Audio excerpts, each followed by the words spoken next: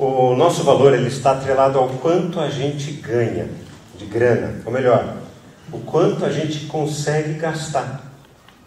O nosso valor não está atrelado à nossa capacidade de ganho, mas à nossa capacidade de gasto, de investimento. Uma pessoa pode ter um carro importante e ela é considerada mais valiosa, mais importante do que quem tem uma bicicleta ou quem usa transporte público.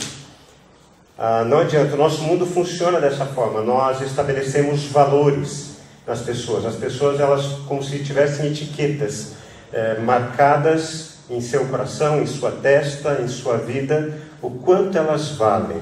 E é interessante, por exemplo, roupas de grife. Roupas de grife são atestado de quanto nós queremos nos diferenciar de outros. Teve um vídeo famoso que, acho que esse ano, soltou lá o tal da galerinha do outfit. Vocês viram, né? Jovens, adolescentes, essa camisa eu gastei tantos dólares, essa calça valeu tantos dólares, o boné tantos dólares, porque a gente gosta de se diferenciar. Sabe por quê? Porque a gente não quer, ao mesmo tempo que a gente quer fazer parte de um grupo, a gente quer se identificar alguém diferente do grupo. O seu nome é um atestado disso. Eu sou da família Anunciação, mas se todos da minha família se chamassem Anunciação, a gente não saberia quem estava chamando quem. Então o nome não existe para mim, o nome existe para eu me diferenciar diante do outro, para que o outro olhe para mim e me enxergue diferente dos demais. Nós temos essa necessidade de ao mesmo tempo participarmos de um grupo e ao mesmo tempo nos diferenciarmos do grupo. E eu acho interessante que a moda ela é determinante para isso, para nos diferenciar. E como a moda é cíclica, né? Década de 60, 70... Alguns aqui tiveram a experiência disso. Ezequiel, imagina, usando calça de boca de sino. Alfredo tem cara de quem usou calça boca de sino. Quem mais? Aqui Ismael, você usou também boca de sino, né? Eu sabia. Aquelas costeletas, né? É a moda. É verdade, sapato de salto plataforma. A moda, ela tem essa tendência de diferenciar. E hoje, calças diferentes, da maneira que você usa a calça mais para baixo, calça mais para cima, cores, estampas e por aí vai. Agora, uma coisa que eu acho tão engraçada são algumas marcas que você paga caro para você ser um outdoor ambulante delas. Porque as marcas são lá gigantescas, né? Tem a marca da lagartixa lá que fica no bolso, né? Tem lá o nome gigantesco da marca que você está usando. E a gente se sente bem. E é verdade que, gente, não adianta. Um produto mais caro, ele tem uma qualidade diferente. É verdade, o caimento é outro. E faz a gente se sentir bem. Quando a gente está feliz, poxa, eu quero pôr, né, aquela camiseta bonita, quero pôr aquela calça aqui que fica legal, passo perfume. Faz parte. A gente quer se diferenciar. O problema é quando a gente se torna refém disso. Um professor de Harvard, chamado Mike Sandel, ele lançou uma série de livros que existem em português. Eu incentivo profundamente você a ler. Ele tem um curso online que mais de 25 mil pessoas já se inscreveram e já participaram desse curso online chamado Justiça. Foi um dos primeiros livros lançados aqui no Brasil. O que é fazer a coisa certa. Ele lançou também O que o dinheiro compra e O que o dinheiro não compra, e mais outros dois que agora me fugiu. Ele fez a seguinte afirmação nesse seu livro chamado Justiça: a ganância é um defeito moral, um modo mau de ser, especialmente quando torna as pessoas indiferentes ao sofrimento alheio. Ganância está ligada à minha indiferença ao sofrimento alheio. Por exemplo, existem algumas marcas de roupa na Europa que elas se utilizam de trabalho escravo no Sudeste Asiático. E você compra, e às vezes nem sabe que está acontecendo isso, mas você está contribuindo para esse tipo de opressão, de injustiça. O livro Justiça dele começa com um relato quando passou aquele furacão Katrina nos Estados Unidos e aconteceu um processo de ganância entre alguns comerciantes. O preço de galão de água triplicou. O galão de água, o preço triplicou. Por quê? Porque a procura era gigantesca. E quando a procura é gigantesca, é óbvio, os comerciantes aumentam para ter maior lucro. Mas ter lucro diante do sofrimento dos outros, isso é ganância. E é isso que ele está denunciando. Se o nosso valor está naquilo que a gente consegue comprar, quanto você vale então? Qual seria o valor do seu passe? Por quanto contratariam você? Alguns seguiam Jesus mais de longe, como a multidão. Só se aproximavam de Jesus para conseguir alguma bênção, algum benefício. Outros se aproximavam porque estavam num processo de curiosidade. Será que é só isso? Será que é só esse tipo de relação que existe com Deus? E outros ainda que são os seguidores, eles já seguiam Jesus mais de perto, mas eles ainda estavam rompendo aquela tensão entre ser multidão religiosa e ser realmente um discípulo de Jesus. E hoje nós vamos ver o 6º episódio da nossa série, o antepenúltimo. Depois só teremos mais 2 episódios dessa série. E hoje, como Jesus se relaciona com os seguidores. O Evangelho de João, capítulo 12, versículos 1 a 8, vai ser o texto da nossa reflexão nessa noite. O Evangelho de João, capítulo 12, versículos 1 a 8. 6 dias antes de começar a Páscoa, Jesus chegou a Betânia, onde morava Lázaro, o homem que ele havia ressuscitado dos mortos. Prepararam um jantar em homenagem a Jesus. Marta servia e Lázaro estava à mesa com ele. Então Maria pegou um frasco de perfume caro, feito de essência de óleo aromático, ungiu com ele os pés de Jesus e os enxugou com os cabelos. A casa se encheu com a fragrância do perfume. Mas Judas Iscariotes, o discípulo que em breve trairia Jesus, disse: este perfume valia 300 moedas de prata, deveria ter sido vendido e o dinheiro dado aos pobres. Não que ele se importasse com os pobres, na verdade, ele era ladrão, e como responsável pelo dinheiro dos discípulos, muitas vezes roubava uma parte para si. Jesus respondeu: deixe-a em paz, ela faz isto como preparação para o meu sepultamento. Vocês sempre terão os pobres em seu meio, mas nem sempre terão a mim. Jesus tinha saído então da casa de Zaqueu para passar um tempo em Betânia, lá no vilarejo onde moravam Marta, Maria e Lázaro. E chegando lá, óbvio, a família quis realizar um jantar em homenagem a Jesus. Ele tinha ressuscitado Lázaro, ele estava atento à dor dessa família, ele tinha um carinho muito especial para essa família, era uma família de amigos para ele. E segundo o costume judaico, quando havia um jantar na casa, apenas os homens poderiam se assentar na mesa. Mulheres não poderiam se assentar na mesa. Mulheres tinham que ficar na cozinha. O lugar de mulher era na cozinha. Costume judaico, que ainda acontece em muitas famílias aqui no Brasil, infelizmente. Aliás, deixa eu fazer um parênteses. Quantos homens aqui já aprenderam a cortar cebola, alho, fazer um belo de um miojo, a carbonara? É importante, isso mesmo, meus irmãos, é isso mesmo. É um dos atos mais românticos que a gente pode fazer para as nossas esposas. Lavar a cozinha, lavar os banheiros, ajudar elas em casa. Tá bom? Isso é muito importante.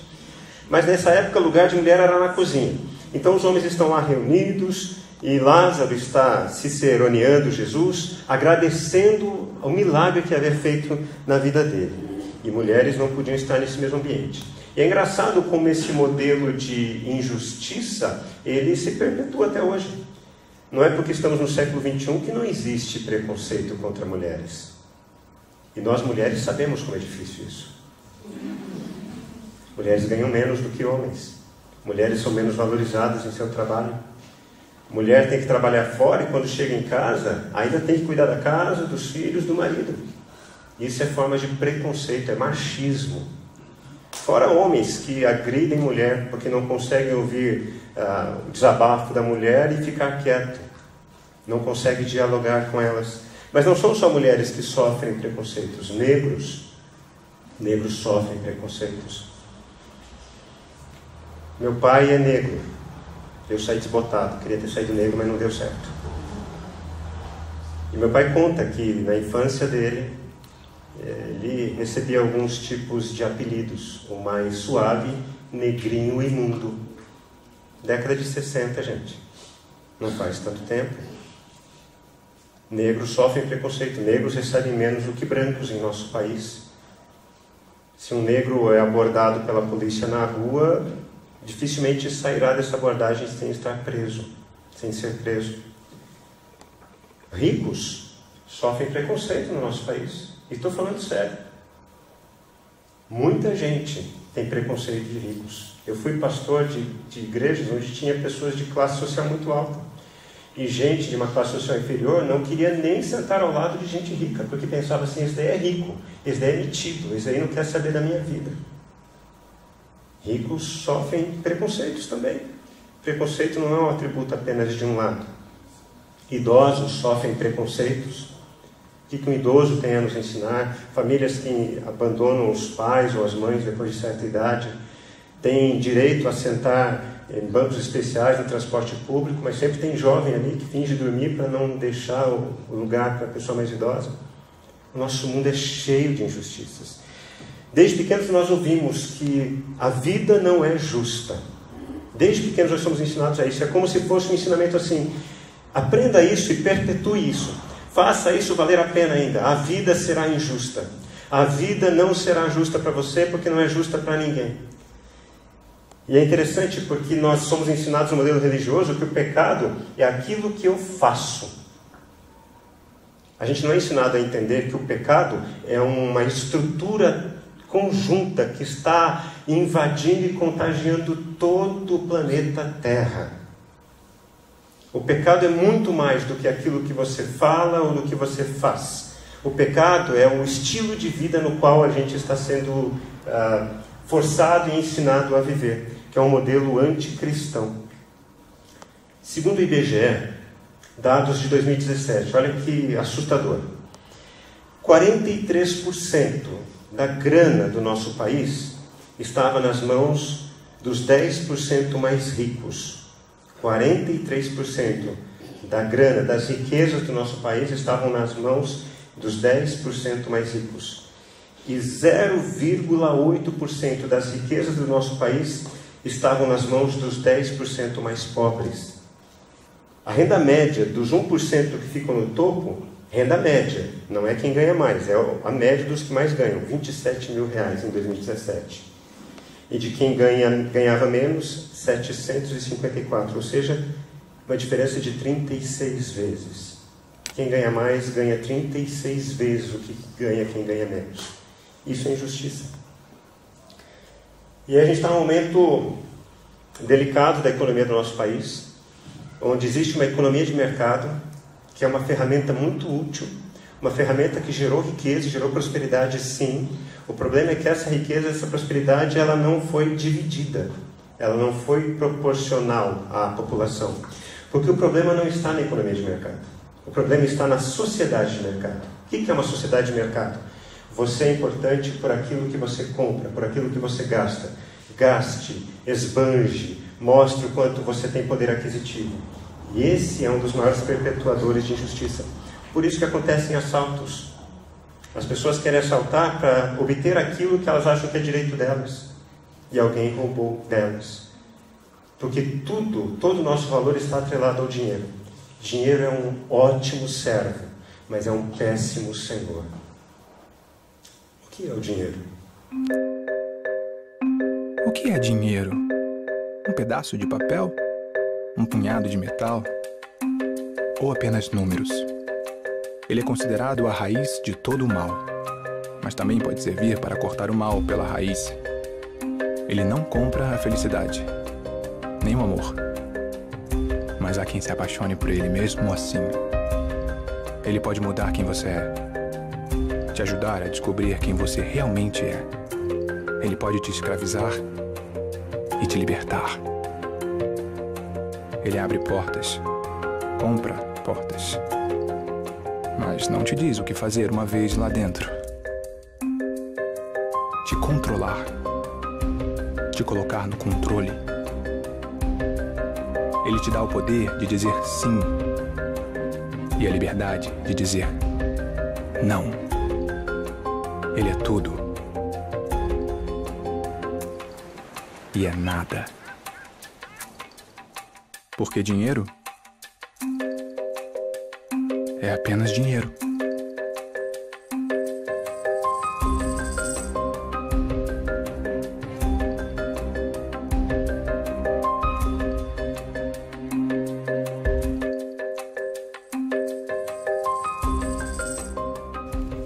Você pode ler para mim os versículos 13 a 5, por favor?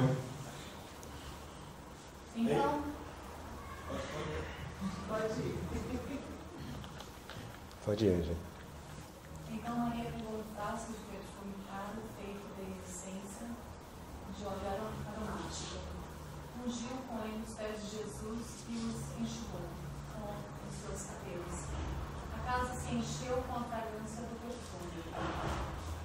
Mas Judas Iscariotes, o discípulo, que em breve cairia em Jesus, disse: este perfume valia 300 moedas de prata. Deveria ter sido vendido e o dinheiro dado aos pobres. Isso. Muito obrigado, Ângela.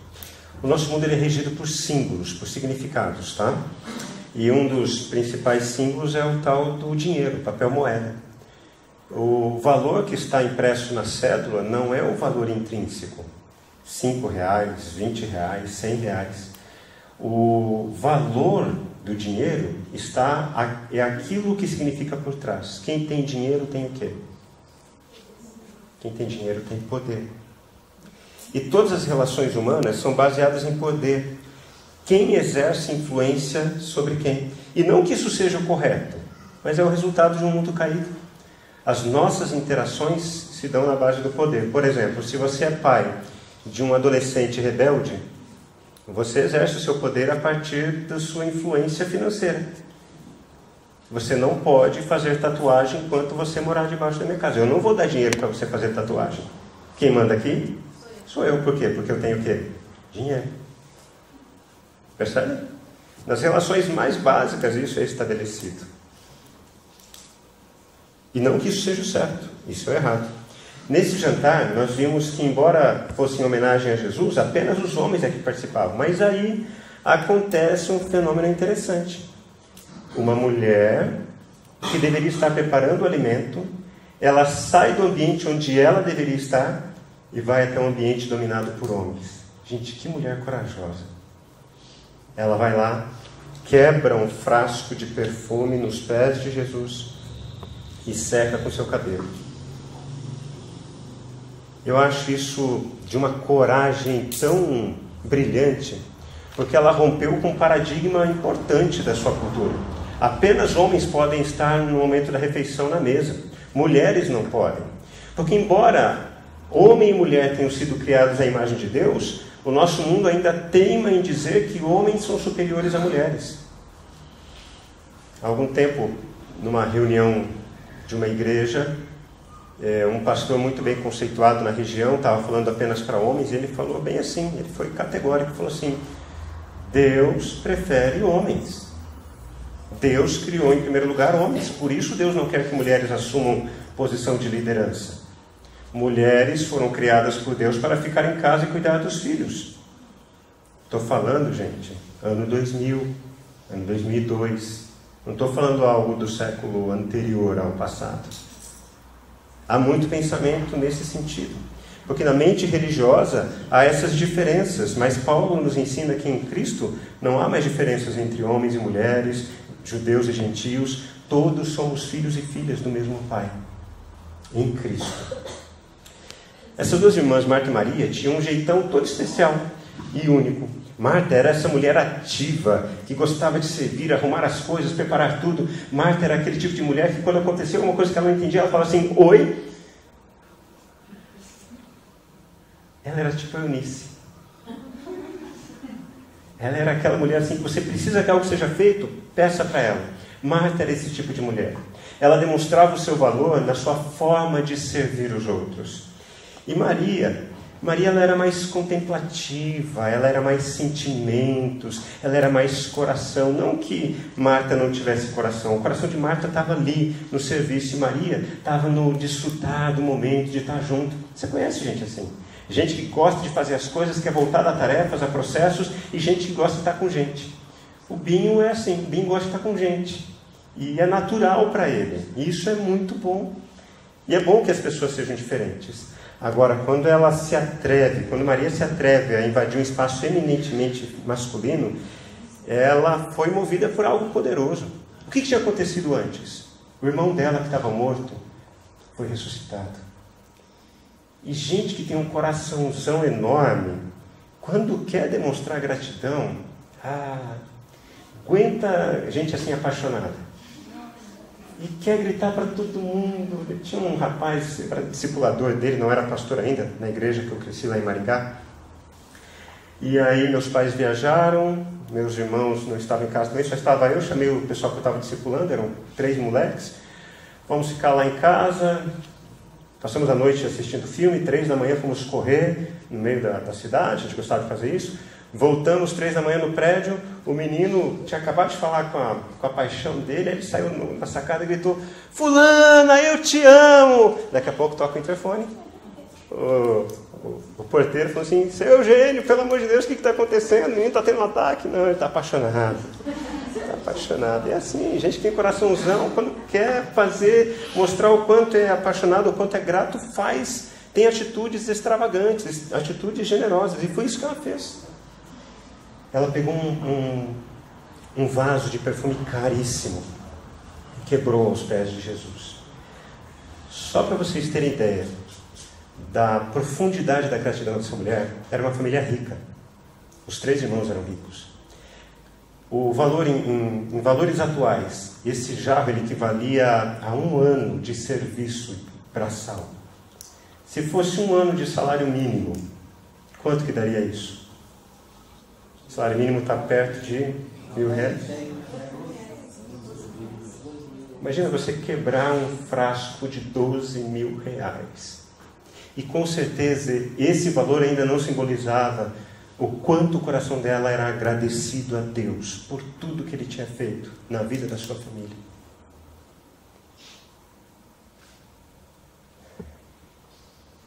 Mais do que isso, gente.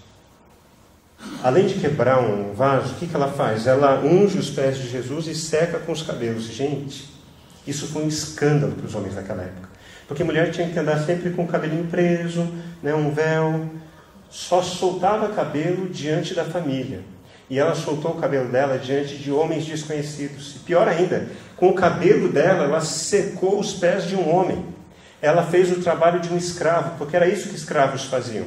Escravos molhavam os pés dos visitantes, depois colocavam um óleo perfumado para deixar o aroma o odor menos forte, porque naquela época andava-se de sandália de couro, terras empoeiradas, ruas empoeiradas, com muito esterco de animal. Então o cheiro não era dos mais agradáveis nos pés.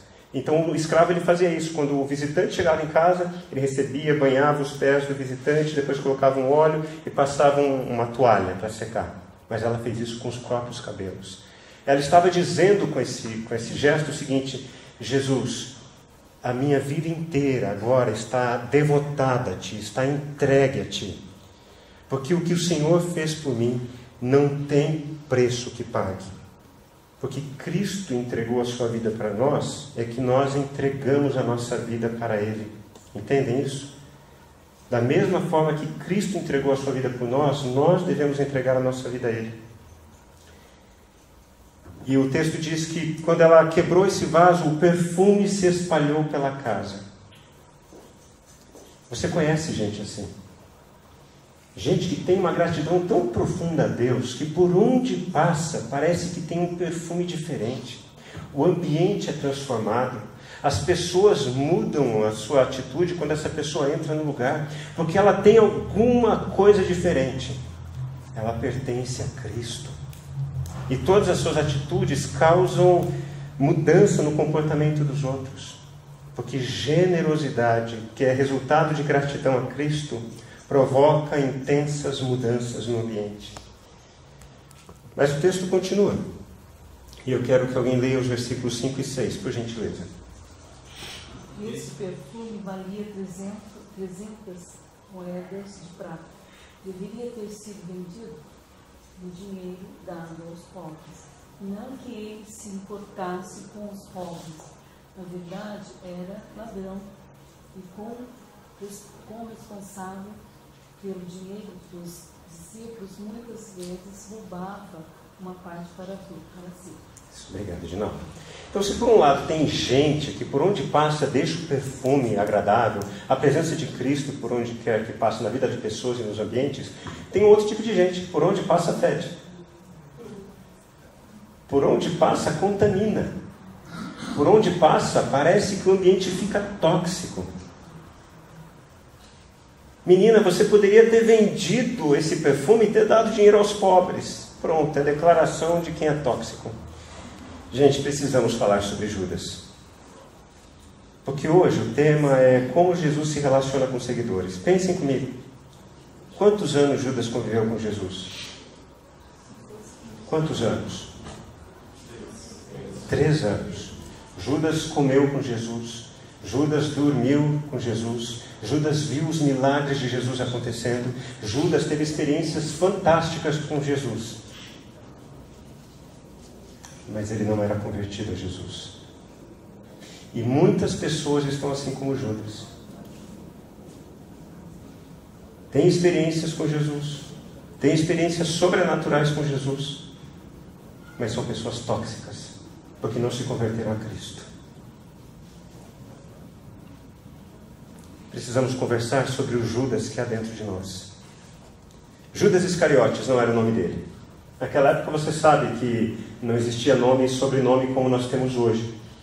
Naquela época você chamava a pessoa pelo nome dela e o sobrenome era do pai. Por exemplo, o Caio, meu filho, o nome dele naquela época seria Caio ben Eugênio. Caio, filho de Eugênio. Jesus era chamado Yeshua ben Yosef. Jesus, filho de José. E Judas, como o pai dele já era de um vilarejo conhecido como Cariotes, então Judas foi associado a esse vilarejo. Judas Iscariotes. Ish, homem, Cariotes, homem de Cariotes. Então não é sobrenome dele, é apenas para diferenciar esse Judas de outros Judas que existiam lá. Judas era um seguidor de Jesus, ele era um dos 12. E interessante que a gente já está condicionado a isso, né? Semana que vem é a Páscoa, vai ter o pessoal que vai malhar Judas. Mas pensem comigo, na última ceia de Cristo com seus discípulos, quando Jesus disse que um deles haveria de trair, quantos olharam para Judas? Nenhum. Ninguém desconfiava que seria Judas. E tem outra. O texto diz que Judas era o tesoureiro do grupo. Você coloca na tesouraria alguém que você não confia? Alguém que não tenha pelo menos um bom testemunho? Esse Judas era um cara honrado. E sabe o que significa isso? Que é possível você estar seguindo Jesus. É possível você, para os outros, aparentar ser uma pessoa extremamente correta, mas quando a oportunidade surgir, aquilo que é mais contagioso em você vai aflorar. A não ser que você se converta a Cristo. Por que Jesus tinha colocado Judas como responsável pela administração do dinheiro? E a razão é simples. Porque Jesus quis deixar muito claro que é possível seguir a Ele e ainda assim ser adorador de um outro Deus. Qual era o Deus que Judas adorava? La plata, o dinheiro. Por quê? Porque isso dá status, dá poder. E é fácil a gente dizer que acredita em Deus, mas na hora que aperta, passamos por alguma situação financeira difícil, a gente correr para qualquer outro tipo de solução. Em vez de sentar com calma e dizer: Jesus, eu creio que o Senhor está cuidando de mim e que o Senhor vai cuidar de mim. A Bíblia ensina que o amor ao dinheiro é a raiz de todos os males e que o dinheiro tem o poder de se tornar um Deus na nossa vida. Maria, por um lado, quebrou um vaso caríssimo e teve um ato de devoção extremo a Jesus, generosidade. Judas, por outro lado, ele olhava aquilo e falava assim: que desperdício! Esse vidro poderia ter sido vendido e o dinheiro dado aos pobres. Tudo para Judas tinha um valor monetário. Toda pessoa que ainda vive nessa maneira de pensar a vida, na sociedade de consumo, que tudo vale dinheiro, é uma pessoa que ainda não entendeu o propósito de Jesus. Ainda vive na sociedade de mercado. Alguns provérbios chineses sobre dinheiro são bem interessantes. Com dinheiro você compra uma casa, mas não compra um lar. Com dinheiro você pode comprar um relógio caro, mas você não compra tempo. Com dinheiro você pode comprar uma cama, mas não compra o sono. Com dinheiro você pode comprar um livro, mas não compra conhecimento. Com dinheiro você pode ir ao médico, mas não compra saúde. Com dinheiro você pode comprar uma posição, mas não o respeito. Com dinheiro você pode comprar sangue, mas não a vida. Dom Paulo Evaristo Arnes, um dos grandes nomes da nossa recente democracia, lutou pelo o retorno do poder dos civis, ele escreveu certa vez assim: generosidade não é dar, mas dar-se, assim como Cristo se deu a todos nós. Generosidade não é dar, mas dar-se, assim como Cristo se deu a todos nós. E essa é a diferença principal entre Maria e Judas. Os dois seguiam a Cristo. Os dois eram seguidores. Jesus estava na casa de Maria, mas Judas estava junto. O problema é que Maria, ela deu de si. E Judas, ele perguntava assim: o que eu ganho com isso? Entende a diferença? Quem pode ler os versículos 7 e 8 para a gente caminhar para o encerramento? Jesus respondeu: deixa em paz. Ela fez isso como preparação para o meu sepultamento. Vocês sempre terão os pobres em seu meio, mas nem sempre terão mim. Isso, obrigado, Paulo. Cristo entregou a sua vida por nós, para que nós entreguemos a nossa vida por e para Ele. Jesus, então, chega de uma maneira muito precisa na vida de Judas. Deixe ela em paz, Judas. Se você ainda não entendeu o tamanho da gratidão do coração dela, é porque você ainda não teve esse contato comigo. E aí Jesus termina de uma maneira, no mínimo, curiosa. A expressão dele: vocês sempre terão pobres em seu meio, mas nem sempre terão a mim. Hoje de manhã o pessoal perguntou isso para mim aqui na escola bíblica. Se Jesus disse isso, o que significa? Que a pobreza nunca será vencida? Eu ouvi pastores e estudiosos dizendo isso.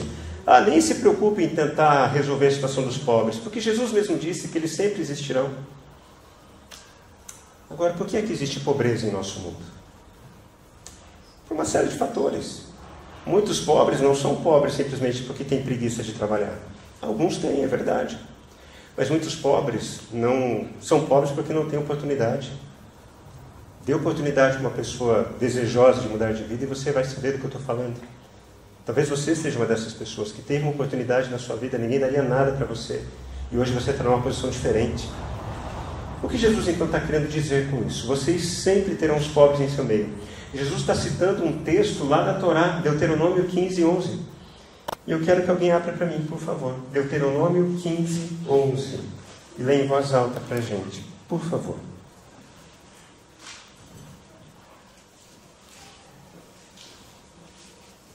Sempre haverá pobres na terra. Portanto, eu lhe ordeno que abra o coração para o seu irmão israelita, tanto para o pobre como para o necessitado de sua terra. Isso. Obrigado, Cida. A minha tradução diz assim: sempre haverá pobres na terra. Por isso eu ordeno que compartilhem os seus bens generosamente com os pobres e com os necessitados de sua terra. De um lado, uma mulher generosa, do outro lado, um homem mesquinho. Lá no interior do Paraná, gente mesquinha a gente chama de pessoa ridícula. Conhece essa expressão? Quem é usado aqui? Isso é ridículo. Primeira vez que eu ouvi isso, eu achei esquisito, porque para mim estava me xingando de ridículo. Não, é ridículo, mas também é ridículo. A pessoa ridícula é ridícula. De um lado, generosidade, do outro lado, mesquinhez.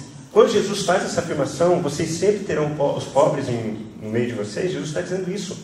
Por que é que existem os pobres? Porque alguma coisa está bagunçada estruturalmente.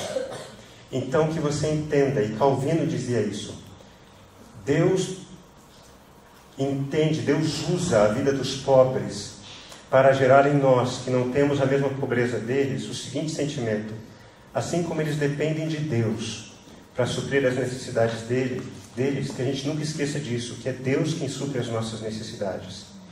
E Deus usa os ricos também da seguinte forma: aqueles que não são pobres, que a partir da nossa generosidade, os pobres enxerguem a graça de Deus se manifestando na vida deles. Há uma troca saudável que deveria existir. Judas é o tipo de cristão ou de crente que fala assim: isso não está certo, a gente tem que fazer alguma coisa para os pobres, mas fica apenas no discurso. No discurso é engajado, mas na prática é vazio. A fé dele era uma fé morta, porque era uma fé que não era reproduzida em obras. E ao contrário de Maria, Maria estava demonstrando a sua gratidão a Jesus, a sua generosidade, porque a generosidade dela não estava apenas restrita a quebrar um vaso de perfume caro. Ela era uma das mulheres que ajudava financeiramente os discípulos em seus deslocamentos com Jesus. Ela tirava do bolso, daquilo que ela tinha para poder contribuir. Porque generosidade está ligada à gratidão. Mesquinhez está ligada à ingratidão. Muitas pessoas são como Judas. Tiveram experiências com Jesus, frequentam um ambiente religioso, têm até um discurso engajado, mas a prática da sua fé é uma prática vazia, evidenciando apenas que nunca conheceram a Jesus. Pessoas que por fora parecem ser pessoas honestas, pessoas corretas, mas por dentro são pessoas tóxicas. E do outro lado, há pessoas como Maria, pessoas cuja maior riqueza não eram os bens materiais que ela tinha, mas era um coração extremamente rico, um coração generoso, um coração que reconhecia a bondade de Deus em cada instância da sua vida. Cristo entregou a sua vida por nós para que nós entreguemos a nossa vida para Ele. E esse foi o convite de Jesus a Judas. Os pobres vocês sempre terão no meio de vocês. O que você tem feito pelos pobres? Agora a mim vocês não terão para sempre.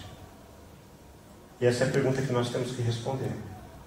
Se nós nos dizemos seguidores de Cristo, o que nós estamos fazendo com relação aos que são pobres? E, gente, entenda uma coisa. Ter dinheiro não é riqueza. Porque tem pessoas que são tão pobres, mas tão pobres, que a única coisa que elas têm é dinheiro.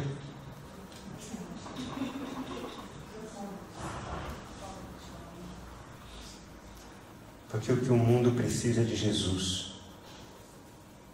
Porque quando pessoas são impactadas com aquilo que Jesus pode fazer nas nossas vidas, a tradução imediata de um coração agradecido é generosidade. Isso não se resume apenas a dinheiro. Isso se resume ao que a Cida construiu com a gente aqui nessa dinâmica. Se tempo é dinheiro e você não pode perder o seu tempo, quanto do teu tempo você tem conseguido dedicar em generosidade a Deus? Para ouvir alguém, para orar por alguém, para abençoar a vida de alguém. Às vezes não precisa nem ir muito longe da tua casa. Entende? Às vezes é tirar uma tarde, umas 2 horas, chamar o seu filho, a sua filha, vamos assistir um filme juntos. Mas pai, mãe, você tem tantas coisas para fazer, mas agora o meu tempo é com você. Entende isso? Generosidade não se traduz apenas em dinheiro. Dinheiro é um dos aspectos onde a generosidade se manifesta.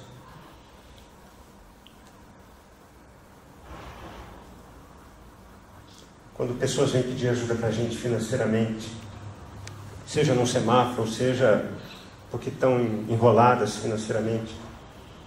Eu aprendi há algum tempo com um líder de célula numa igreja que eu fui pastor. Ele falou assim: pastor, eu tenho um amigo que ganha muito bem, mas ele está endividado.